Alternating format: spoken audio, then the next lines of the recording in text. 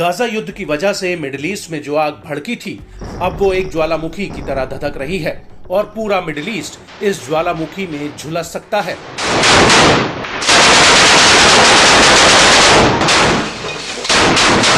वो इसलिए क्योंकि पहले तो इजराइल सिर्फ हमास और हिजबुल्लाह से लड़ रहा था, लेकिन अब यमन का हूती लगातार इस आग को भड़काने में लगा है। हूती पिछले 1 साल से लगातार लाल सागर और इजराइल के भीतर मिसाइल और ड्रोन हमले कर रहा है। अमेरिका और ब्रिटेन ने हूती के हथियारों के ठिकानों पर एयर स्ट्राइक की थी, लेकिन उसके बाद भी हूती के हमले बदस्तूर जारी हैं।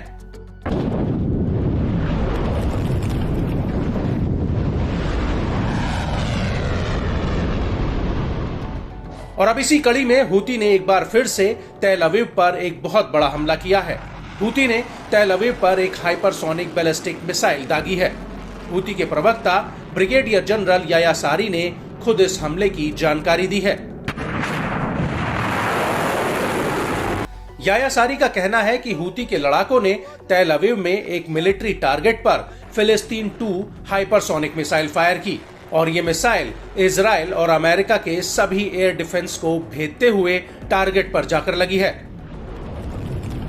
نفذت القوات الصاروخية في القوات المسلحة اليمنية عملية عسكرية نوعية استهدفت قاعدة عسكرية تابعة للاحتلال الإسرائيلي شرق منطقة يافا المحتلة، وذلك بصاروخ باليستي فرط صوتي فلسطين 2.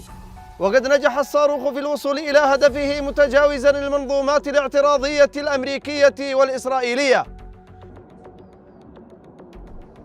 वहीं दूसरी तरफ इजराइल के मीडिया ने भी इस तरह की कोई खबर नहीं दी है जिसमें इस मिसाइल को इंटरसेप्ट करने की बात कही गई हो।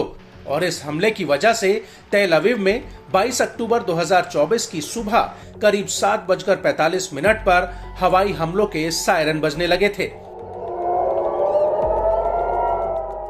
हालांकि इजरायली मीडिया ने यह जरूर कहा है कि लेबनान में हिजबुल्लाह की तरफ से गाइडेड रॉकेट दागे गए हैं।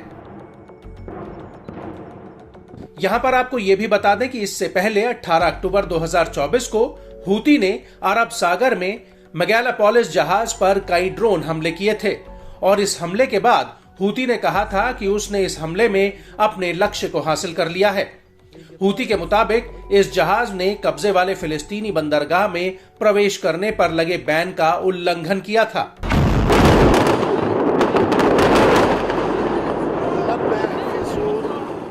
आपको बता दें कि 7 अक्टूबर 2023 के बाद से हूती ने लाल सागर में 130 से ज्यादा हमले किए हैं। बड़ी बात यह है कि हूती के हमले से पहले लाल सागर भूमध्य सागर से दुनिया का करीब 10 से 15% वैश्विक व्यापार होता था, जो अब पूरी तरह से ठप हो गया है। और अब शिपिंग कंपनियां अपने जहाजों को दक्षिण अफ्रीका होते हुए भेज रही हैं और ये रूट काफी लंबा और खर्चीला भी है। और यह हूती के हमलों का ही असर है कि पिछले साल अक्टूबर 2023 में स्वेज नहर से जहां रोजाना जहाजों की आवाजाही की संख्या औसतन 80 थी, वही अब घटकर सिर्फ 29 रह गई है। ये जानकारी पोर्ट वॉच डेटाबेस से मिली है, जिसे IMF और ऑक्सफोर्ड यूनिवर्सिटी एक साथ मिलकर चलाते हैं।